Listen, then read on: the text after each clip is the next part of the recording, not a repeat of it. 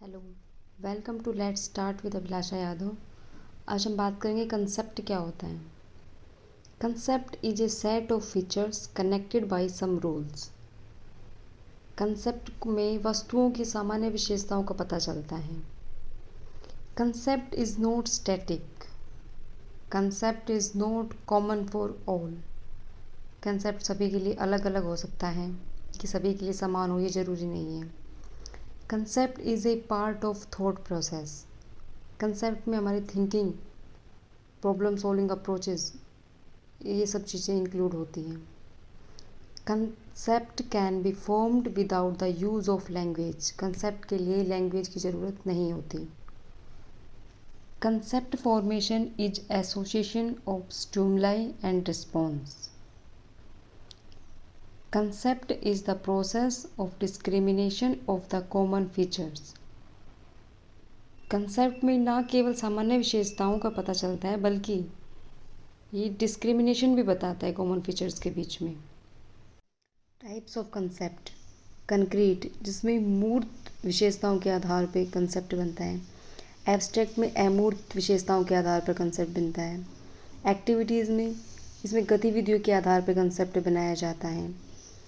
Quality, quality में गुणवत्ता है, उनके आधार पर, उनकी विशेषताएं जो होती हैं उनके आधार पर जो कंसेप्ट बनता है वो क्वालिटी कंसेप्ट होता है। ऐसे ही हम कुछ टाइप्स और बताए गए हैं। यहाँ हम बात करते हैं कंजक्टिव कंसेप्ट की। जब कोई वस्तु होती है उसके दो या दो से अधिक गुणों को जोड़ने पर कंसेप्ट बनता है तब, यानी कि एक ही वस्तु के दो या दो से अधिक जो गुण होते हैं उनको जोड़कर एक नया कॉन्सेप्ट बनाया जाता है। नेक्स्ट आता है डिसजंक्टिव कॉन्सेप्ट। डिसजंक्टिव कॉन्सेप्ट में ये होता है कि जब वस्तु के में इतनी डिस्क्रिमिनेशन होने के बावजूद भी कोई एक ऐसी विशेषता होती है जिसके कारण उसे एक क्लास में रखा जाता है, उसकी अलग से कैटेगरी बना दी जाती है, वो हो गया डिसजंक्टिव कॉन्सेप्ट। नेक्स्ट आता है रिलेशनल कॉन्सेप्ट। इसमें होता है कि जब विशेषताओं के बीच में रिलेशनशिप के आधार पर जो कॉन्सेप्ट बनते हैं उसे रिलेशनल कॉन्सेप्ट कहते हैं। जैसे छोटा बड़ा, ये इनके खुद में कोई वैल्यू नहीं है इनकी, पर हाँ अगर हम कंपैरिजन करते हैं, एक दूसरे की रिलेटिव में देखते हैं तो इनका महत्व समझ आता है। नेक्स्ट आता है कंडीशनल कॉन्सेप्ट। कंडीशनल में इफ़ और देन, अगर तुमने ऐसा किया तो ऐसा होगा, ऐसे कंडीशनल कॉन्सेप्ट बनता है। इसका मतलब ये होता है कि इस कॉन्सेप्ट का निर्माण तब होगा जब इसमें जो शर्त है, जो कंडीशन होती है वो कंप्लीट होती है तभी। नेक्स्ट बात करते हैं हम आर्टिफिशियल कंसेप्ट की।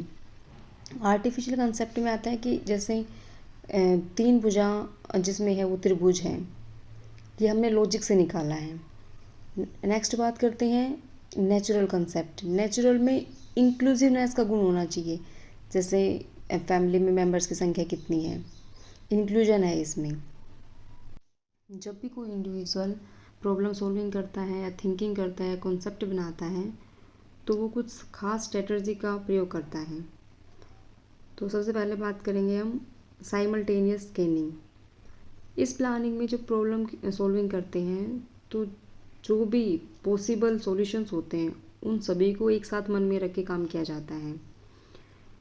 बिना सोचे समझे ही प्रॉब्लम के सॉल्यूशन के लिए प्रारंभ कर देते हैं हम, और जैसे ही प्रॉब्लम सॉल्विंग के लिए जो भी संभावित तरीके होते हैं उनके बारे में सोचते रहते हैं और मेमोरी में कंटिन्यूअसली एफर्ट करते रहते हैं प्रॉब्लम सॉल्विंग के लिए। नेक्स्ट बात करते हैं हम सक्सेसिव स्कैनिंग।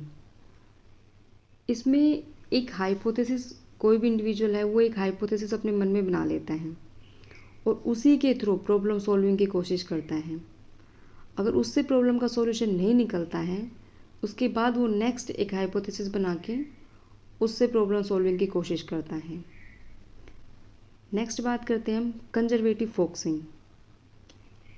ये हाइपोथेसिस ऑब्जेक्ट से प्रॉब्लम सॉल्यूशन होने के सही कंसेप्ट डेवलप करने की एक सच्ची उम्मीद व्यक्ति में बना देते हैं। वह उसी हाइपोथेसिस पे फोकस करना शुरू कर देता है। फिर बात करते हैं कि next focus gambling. Focus gambling में क्या होता है कि जैसे हम हाइपोथेसिस टेस्ट किए जा रहे हैं, फिर पता चलता है कि टाइम कम बचा हुआ है, हमें प्रॉब्लम सॉल्विंग का जो हमें टाइम मिला था वो कम है, तो हम एक साथ 2 या 3 हाइपोथेसिस लगा देते हैं किसी भी टास्क को सोल्व करने के लिए। गैम्बलिंग मतलब एक जुआ के टाइप में करते हैं कि किसी भी एस्पेक्ट से पहले प्रॉब्लम सॉल्यूशन हो जाए, तो इसलिए फोकस गैम्बलिंग करते हैं। Thank you.